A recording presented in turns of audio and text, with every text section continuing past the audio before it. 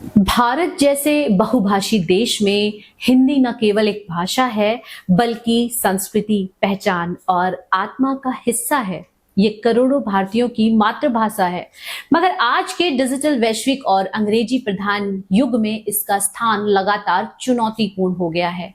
जहां एक और हिंदी को संविधान में राजभाषा का दर्जा प्राप्त है, वहीं दूसरी ओर शहरीकरण, तकनीकी भाषा की जटिलता, अंग्रेजी का वर्चस्व और बहुभाषिक समाज के दबाव ने हिंदी को उसके ही देश में एक संघर्षशील भाषा बना दिया है। क्या हिंदी आज केवल गांव की भाषा रह गई है? क्या हिंदी में वैज्ञानिक, तकनीकी और प्रशासनिक संवाद संभव नहीं? क्या मातृभाषा होने के बावजूद हम हिंदी से कटते जा रहे हैं? इन्हीं जटिल सवालों का जवाब जानने के लिए हमने संवाद किया डॉक्टर सविता उपाध्याय जी से, जो न केवल एक हिंदी शोधकर्ता है बल्कि हिंदी की संवेदनशीलता, चुनौतियों और संभावनाओं की पैनी समझ रखती हैं। वे सोशल मीडिया पर भी हिंदी में अभिव्यक्त करती रही हैं, जिससे ये सवाल और प्रासंगिक हो जाता है कि आज के दौर में एक शिक्षित, डिजिटल और भारतीय महिला के लिए हिंदी का क्या अर्थ है। ये संवाद सिर्फ एक भाषा की बात नहीं बल्कि उस पहचान की बात है जिसे हम खोते जा रहे हैं, धीरे, चुपचाप, आधुनिकता के नाम पर।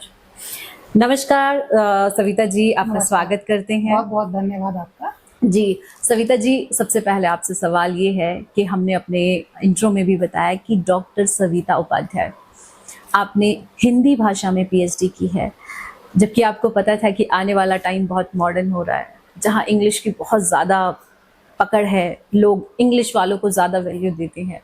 आपने उस समय में हिंदी में पीएचडी करने का एक रिस्क उठाया, इसे रिस्क ही कहेंगे आज के युग में। आपको कहाँ से प्रेरणा मिली? किसने आपको प्रोत्साहित किया कि आपको हिंदी में पीएचडी करना चाहिए? बहुत ही अच्छा प्रश्न किया है आपने जी। मेरे सबसे पहले प्रेरणा स्रोत मेरी माँ रही, मेरे पिताजी रहे। वे चाहते थे कि मैं हिंदी में पीएचडी कर लूँ।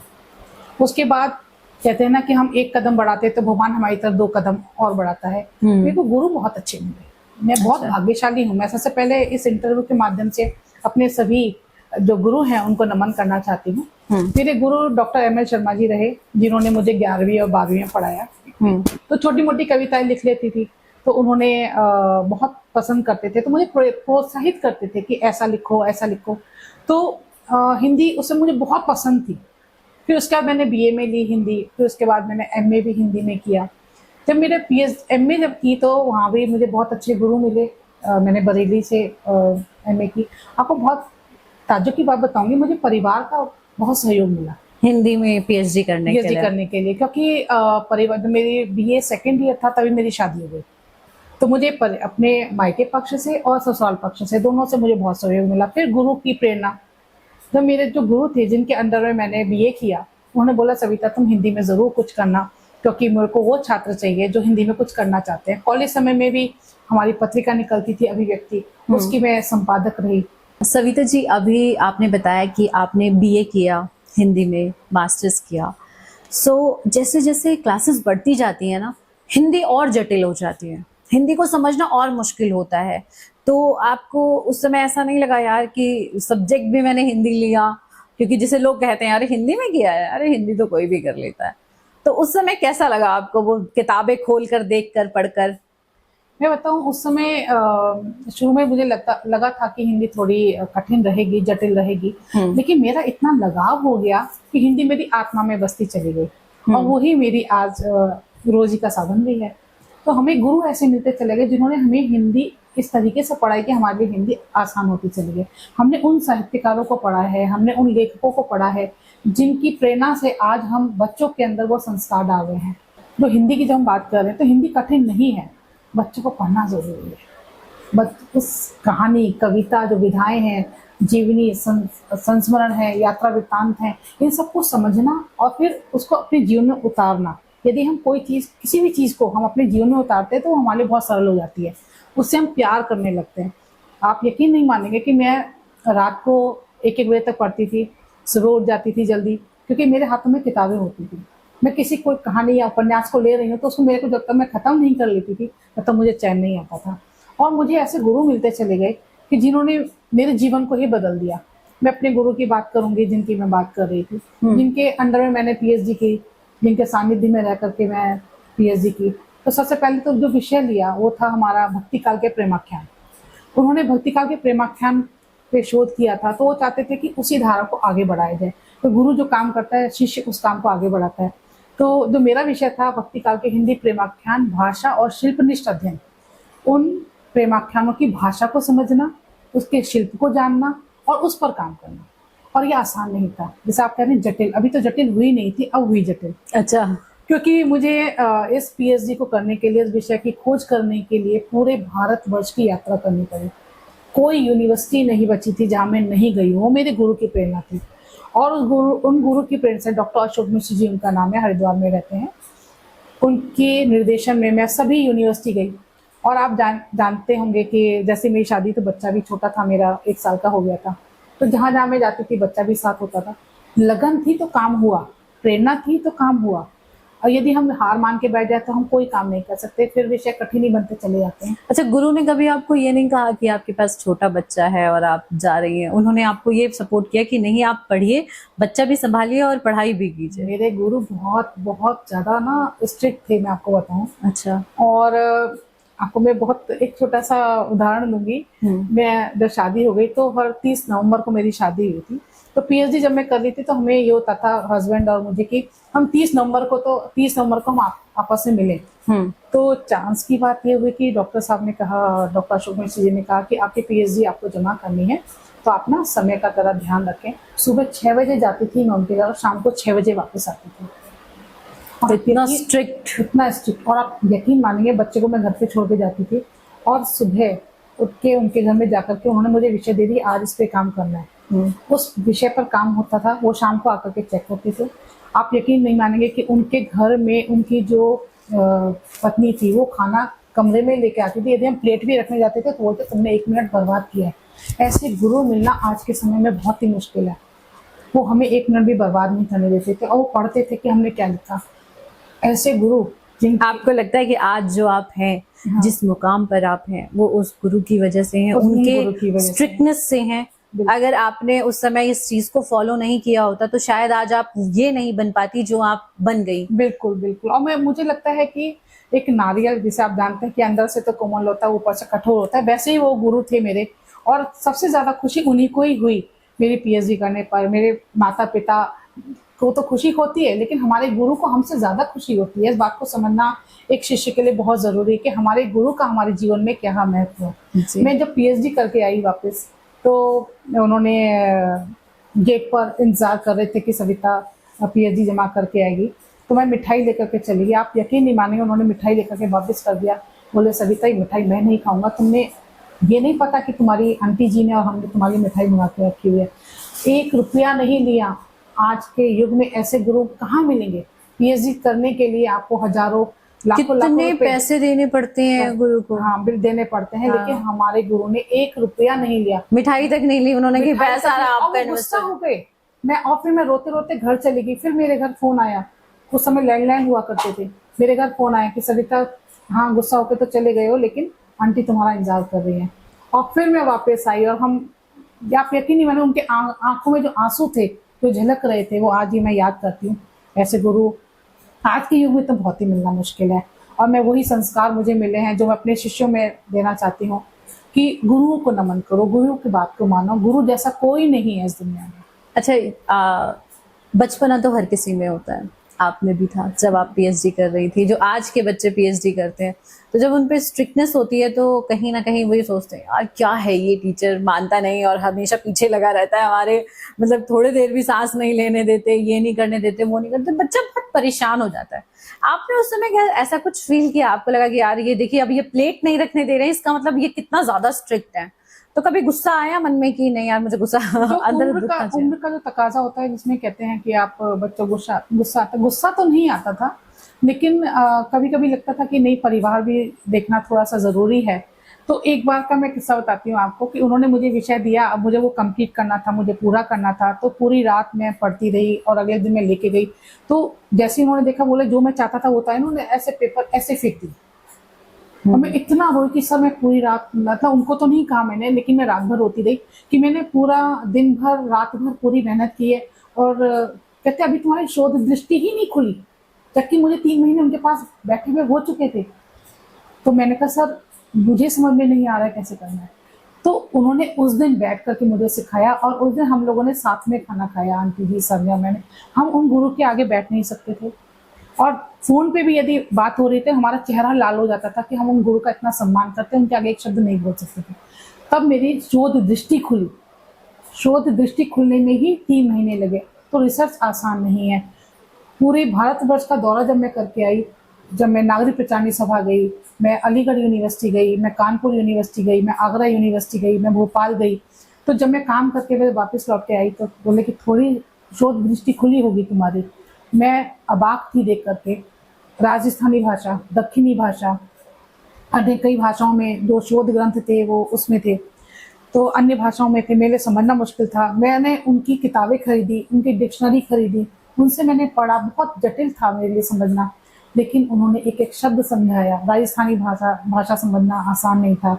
ढोला मारूरा दुहा राजस्थानी में लिखी हुई थी, तो उन सबको समझा। और जो काम था हमारा 93 प्रेमाख्यानों पर काम था। जब आचार्य रामचंद्र शुक्ल ने उन्होंने बोला केवल 7 प्रेमाख्यान की खोज हुई है, लेकिन हमारे समय में हम 93 प्रेमाख्यानों की खोज कर चुके थे और 63 प्रेमाख्यान हमें मिले जिस पर मेरा काम है। और बहुत जटिल काम था जिसको उन्होंने बहुत सराहा, बहुत उन्होंने तारीफ भी की। और आज मैं बहुत गौरवान्वित महसूस करती हूँ कि मैं उन डॉक्टर अशोक मिश्र जी की शिष्या हूँ जिन्होंने साहित्य की धारा को थोड़ा सा आगे बढ़ाया। जी जी। सविता जी, हमारा टॉपिक जैसे कि हिंदी है। वैसे तो आप इतनी सारी चीजें बता रही हैं, सवाल पे सवाल निकलता जा रहा है क्योंकि आपके आंसर्स इतने अच्छे हैं।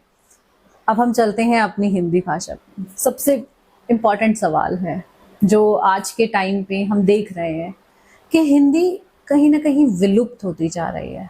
अगर आप हिंदी को अगर देखते हैं, हमारा ये इंटरव्यू हिंदी में चल रहा है अब, लेकिन ये इंटरव्यूज भी इंग्लिश में होने शुरू हो गए। क्यों? क्योंकि सामने वाले को या तो समझ नहीं आता या बोलने में उतने सहज नहीं होते, क्योंकि शब्दों पे उतनी अच्छी पकड़ नहीं होती, क्योंकि हमारी डेली लाइफ ऐसी हो गई है। हम ना चाहते हुए भी अगर हम गौर करें, जो हिंदी बोल रहा है पर्सन वो खुद भी कई सारे इंग्लिश के वर्ड बोलता है जो उसे नहीं पता। मजबूरी है क्योंकि हम ढल गए हैं।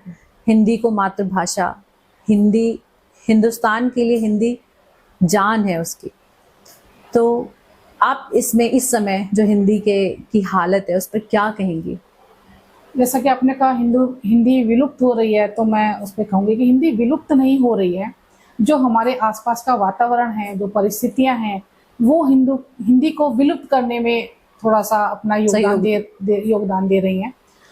हिंदी से जो प्रेम करता है वो हिंदी को छोड़ नहीं सकता। जैसे मातृभाषा है हमारी, हिंदी है, तो बच्चा जब घर में पैदा होता है तो माँ का सबसे बड़ा दायित्व क्या होता है कि अपने बच्चे को हिंदी में संस्कारित करे, हिंदी सिखाए। लेकिन माँ क्या करती है, क्योंकि बच्चे को प्राइवेट स्कूल में भेजना है तो वो क ख ग की जगह वो क्या सिखाती है, ABCD सिखाती है। तो वहीं से वो संस्कार जो है वो इंग्लिश में देना शुरू कर देती है। उसकी वजह से बच्चे जो है वो इंग्लिश की ओर आकर्षित हो जाते हैं। तो सबसे पहले तो मैं ये कहना चाहूंगी कि माँ का बहुत बड़ा दायित्व है बच्चे को हिंदी में संस्कारित करना, बच्चे को हिंदी समझाना। जब परिवार से सीखेगा बच्चा तो वो बाहर जाकर के भी वो हिंदी से प्यार करेगा। और हिंदी से प्यार कम क्यों हो रहा है उसकी भी एक वजह है, क्योंकि जितने भी प्राइवेट स्कूल हैं आप देखेंगे तो उसमें सारे विषय जो हैं वो अंग्रेजी में। तो बच्चे सारे विषय तो अंग्रेजी में पढ़ते, केवल एक विषय है जो हिंदी है। तो हिंदी हिंदी में है, हिंदी में है, वो भी 45 मिनट का पीरियड होता है। और हिंदी शिक्षक के नाते ज्यादा जिम्मेदारी बढ़ जाती है, क्योंकि हमें बच्चों को संस्कार भी देना है, बच्चों को समझाना भी है कि हिंदी क्या है, साहित्यकार के बारे में भी बताना है, जोड़ना भी है, प्रेम भी पैदा करना है उनके अंदर। तो बहुत सारी हमारी जिम्मेदारी बढ़ जाती है। लेकिन हिंदी गायब नहीं हो रही है। सबसे बड़ी खुशी की बात यह है कि पहले हिंदी कंपलसरी नहीं थी, लेकिन अब कंपलसरी हो गई है। अब बच्चों को हिंदी लेना उनकी मजबूरी। पहले तो ये था 10वीं तक पढ़ेंगे तो हिंदी छोड़ सकते हैं, हाँ, लेकिन ऑप्शनल है हिंदी। हिंदी में बहुत सारे स्कोप हैं, रोजगार भी काफ़ी अच्छे उपलब्ध हैं। तो बच्चों को समझाना है, बच्चों को प्रेम करना सिखाना है। लेकिन वो सारे विषय उसके अंग्रेजी में है, इसलिए वो हिंदी से थोड़ा सा कटाव रखता है, और कोई कारण नहीं है। हिंदी अपनी प्यारी थी, प्यारी है और प्यारी ही रहेगी। अभी आपने बताया कि हिंदी हम नहीं सिखा रहे हैं, हिंदी में संस्कार है, आपने अपने शब्दों में कहा। तो आपको लगता है कि जिस तरीके से हिंदी विलुप्त हो रही है, हिंदी भाषा विलुप्त हो रही है, संस्कार भी विलुप्त हो रहे हैं, इंग्लिश के आने से बच्चे उस हिसाब से संस्कार, उनमें वो संस्कार नहीं है जो हिंदी के समय में था, जब लोग हिंदी ज्यादा बोलते थे। देखिए, हिंदी जो भाषा है ना, वो विनम्रता सिखाती है। हिंदी भाषा में जो प्यार है वो अन्य भाषाओं में नहीं है। जैसे आप बच्चा आपके पास जब लिपटेगा ना, तो वो माँ जब बोलेगा ना, तो माँ शब्द में बहुत गहराई है, अंतर मन को मॉम छू शब्द जाएगा। में नहीं है। और मॉम शब्द से वो मजा नहीं आएगा, वो आनंद नहीं आएगा, वो जुड़ाव पैदा नहीं होगा। जहाँ तक संस्कारों की बात कर रही है, हिंदी भाषा संस्कार सिखाती है, संस्कारवान बनाती है। कारण इसका मैं बताती हूँ कि क्यों कम होता जा रहा है, कि आज की जो मदर और फादर हैं, दोनों जॉब कर रहे हैं, उनको देखने वाला कोई नहीं है। बच्चे सोशल मीडिया में लगे हुए हैं, उनका सारा आकर्षण सोशल मीडिया में है, तो वो पाश्चात्य संस्कृति की ओर जा रहे हैं। अब केवल शिक्षकों का दायित्व हो गया है कि वो बच्चों को सिखाएं, बच्चों को समझाएं कि क्या सही है और क्या गलत है।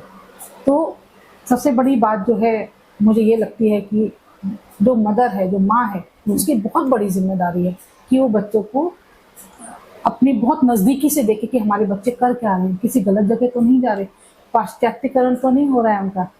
लेकिन ऐसा हो रहा है। ये बहुत चिंता का विषय है कि हमारे बच्चे पाश्चात्य संस्कृति की ओर बहुत ज्यादा जा रहे हैं और वो अपनी भारतीय संस्कृति को छोड़ रहे हैं, जबकि वहाँ वाले हमारी संस्कृति को अपना रहे हैं। उनको देख करके खुद को चेंज कर रहे हैं, सारी चीजों को चेंज करना, भाषा को चेंज करना। पहले बच्चे माँ बाप के सामने उल्टा बोलने से डरते थे। बिल्कुल, लेकिन उन्हें लगता था कि कैसे चिल्लाकर बोले, अरे स्टॉप, और बहुत बुरी तरीके से चिल्लाते हैं बच्चे। तो कहीं ना कहीं इसका जो कारण है वो हिंदी है। जिस तरीके से हिंदी गायब हो रही है, इंग्लिश आ रहा है, तो हमारे बिहेवियर में भी इंग्लिश और मॉडर्न कल्चर आ रहा है। मॉडर्न कल्चर जो आ रहा है उसकी, वो तो एक बहुत बड़ा कारण है ही। अंग्रेजी को अपनाते जा रहे हैं, इसका ही बहुत बड़ा कारण है, क्योंकि हमारे चारों तरफ जो हम बच्चे देख रहे हैं वही सीख रहे हैं। और प्राइवेट स्कूल में ऐसा नहीं है कि हिंदी को महत्व नहीं दिया जा रहा है। हिंदी के जो शिक्षक हैं उनके पास दायित्व भी ज्यादा है और काम भी ज्यादा करवाया जा रहा है। NEP जो आई है वो कॉम्पिटेंसी बेस्ड लर्निंग लेकर के आई है। तो हम जो भी कहानी, कविता, जो कुछ भी पढ़ा रहे हैं, उनको पढ़ाना हमारा काम जो है, वो पाठ्यक्रम को खत्म करना नहीं है।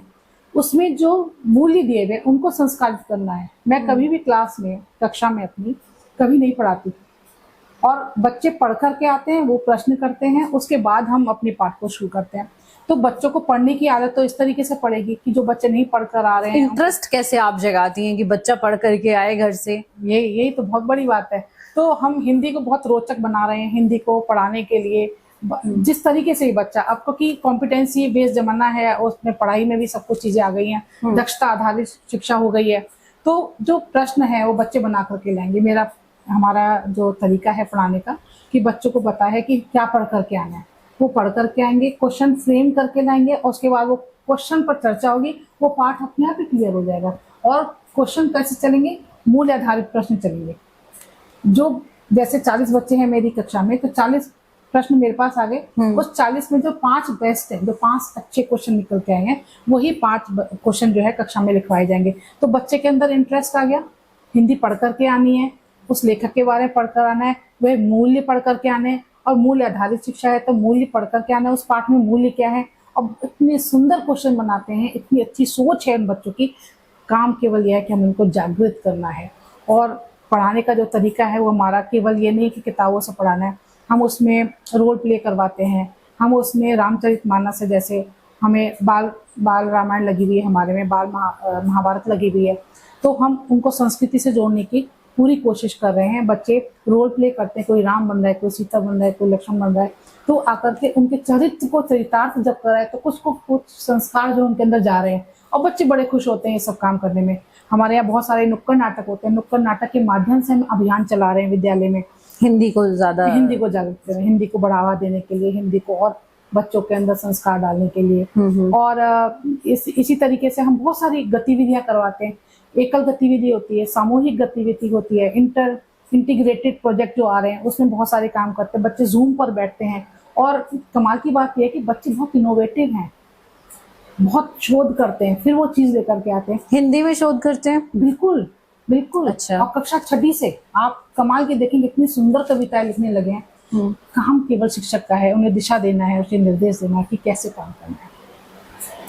अच्छा ये बताइए कि जैसे आपके पास छोटे बच्चे, आप छोटे बच्चों को भी पढ़ाती हैं, थोड़े बड़े बच्चों को भी पढ़ाती हैं, तो जो छोटे बच्चे आते हैं उन्हें क्या रामायण, महाभारत इन सब का ज्ञान होता है, घर से घर वाले सिखाकर भेजते हैं, या आपको ये लगता है कि नहीं ये मॉडर्न टाइम है, बच्चों को पेरेंट्स बता नहीं रहे, बच्चे, हम टीवी देखते थे, एक टीवी होता था और बहुत सारे लोग आकर के इकट्ठे हो जाते थे रामायण देखने के लिए।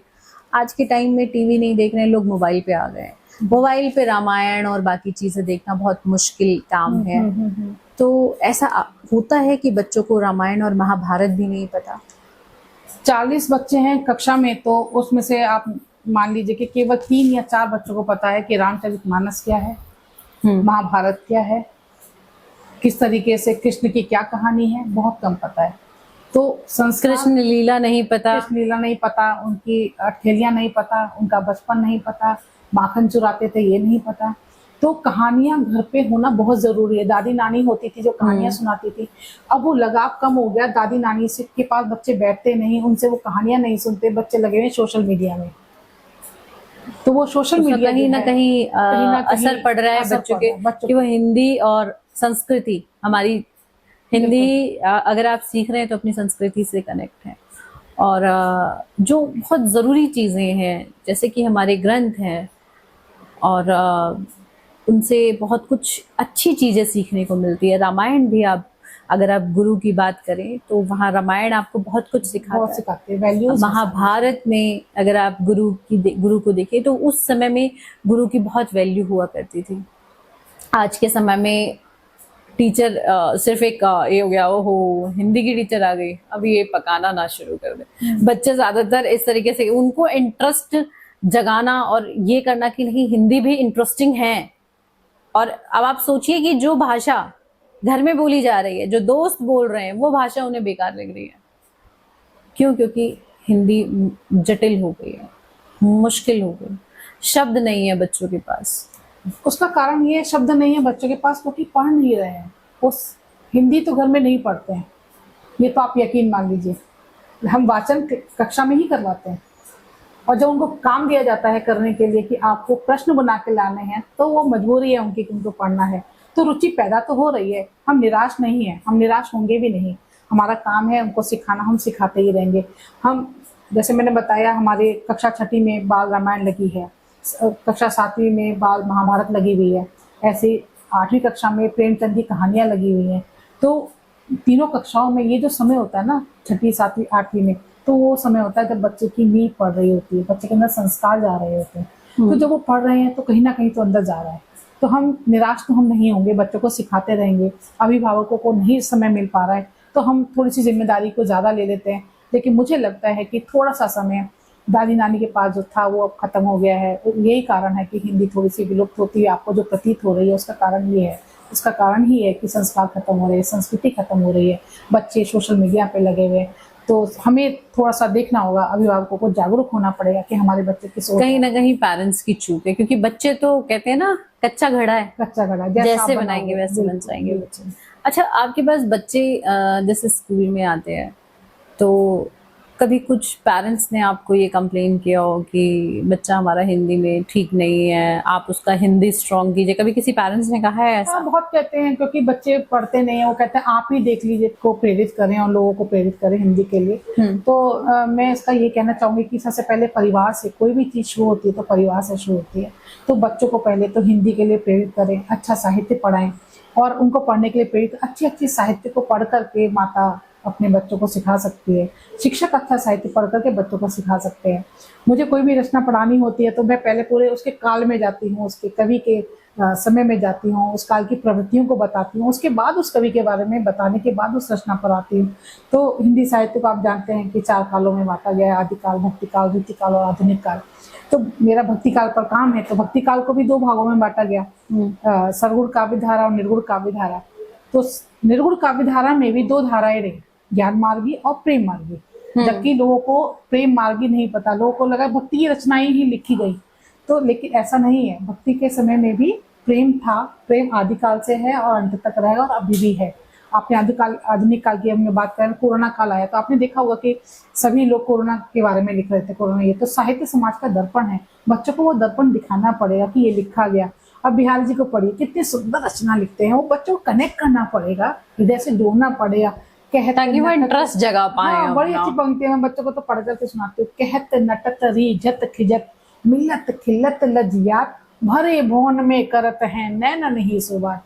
जब बच्चों को उसका पढ़ करके सुनाएंगे, उसका अर्थ बताएंगे, बिहारी जी के बारे में बताएंगे, तो बच्चे कनेक्ट होंगे। साहित्य हमें परोसना है, उनको देना है, उन तक पहुंचाना है। तो हमें भी पढ़ना पड़ेगा, हमें भी अपने आप को अपडेट करना पड़ेगा कि आज समाज में क्या लिखा जा रहा है, और बच्चों को प्रेरित करते हुए अच्छी अच्छी रचनाएं उनके सामने प्रस्तुत करनी पड़ेगी। भक्ति काल की मैं बात करूँ तो जायसी कवि हुए हैं, तो लोगों को यही पता था कि पद्मावत लिखा गया, पद्मावत हाँ। हुसैन की और पद्मावती की कहानी लोगों हाँ। को ये पता। उन्होंने कन्हावत लिखा, अच्छा। कान्हा की पूरी उन्होंने गाथा लिखी है, और वो मुसलमान, लेकिन वो पता नहीं है। पता नहीं लोगों लोगों को बताइए। तक पहुंच रहा है। रसखान जी हुए हैं, उन्होंने इतना सुंदर लिखा है, उनकी रचनाएं आप पढ़िए। तो ऐसा नहीं है कि साहित्य से यदि जुड़ाव ना हुआ तो हम नहीं कर पाएंगे। साहित्य से जुड़ाव बहुत जरूरी है, और ये साहित्य ही समाज को बदलेगा, लोगों की मानसिकता को बदलेगा। बहुत अच्छा साहित्य लिखा गया है और लिखा जा रहा है। खराब भी लिखा जा रहा है, मैं ये नहीं कहूँगी सारा ही बहुत अच्छा लिखा जा रहा है, लेकिन अच्छा भी लिखा जा रहा है। वो अच्छे से लोगों को जोड़ना पड़ेगा, उसके लिए बहुत सी गोष्ठियां करनी पड़ेंगी, उसके लिए कार्यक्रम करने पड़ेंगे, लोगों को आमंत्रित करना पड़ेगा, और अच्छे साहित्य के बारे में लोगों को जागरूक करना पड़ेगा। तो हम एक अपना दायित्व जो है, मुझे लगता है हम पूरा कर पाएंगे, लोगों को जोड़ पाएंगे और हिंदी भाषा पे विजय पा विजय पाएंगे। पा पाएंगे। और बहुत ज़रूरी है आज के टाइम में।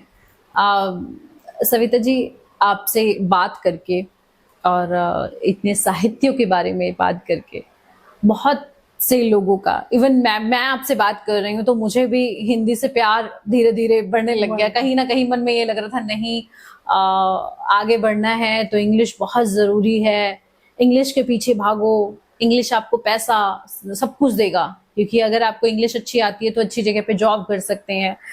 लेकिन आपके इस इंटरव्यू से ये पता चला कि नहीं, हिंदी भाषा से भी प्यार कर सकते हो, क्योंकि उसे समझने में आपको ज़्यादा वक्त नहीं लगेगा। जितनी आसानी से आप उसे समझेंगे उतनी आसानी से इंग्लिश को नहीं समझ पाएंगे, क्योंकि वो आपके आसपास में ज़्यादा लोग नहीं बोल रहे हैं। उसकी ज़रूरत आपको ऐसी जगह पे पड़ती है जहाँ पे आपको अपना स्टेटस दिखाना होता है।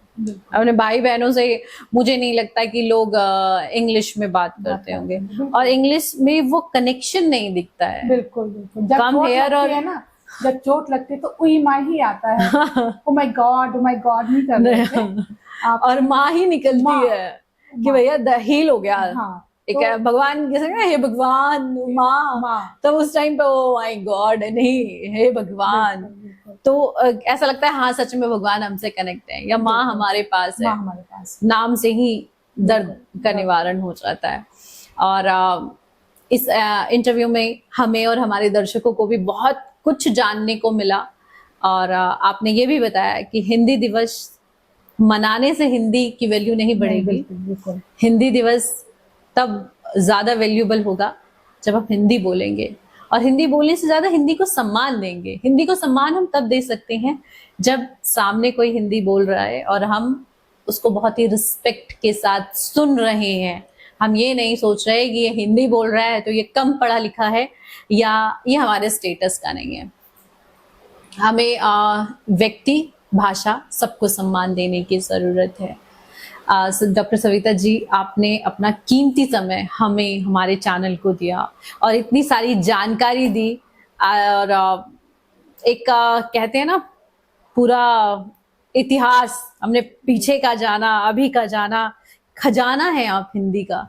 और इसी खजाने से आज हमें बहुत कुछ जानने को मिला, और ये प्रोग्राम बहुत इंटरेस्टिंग हुआ।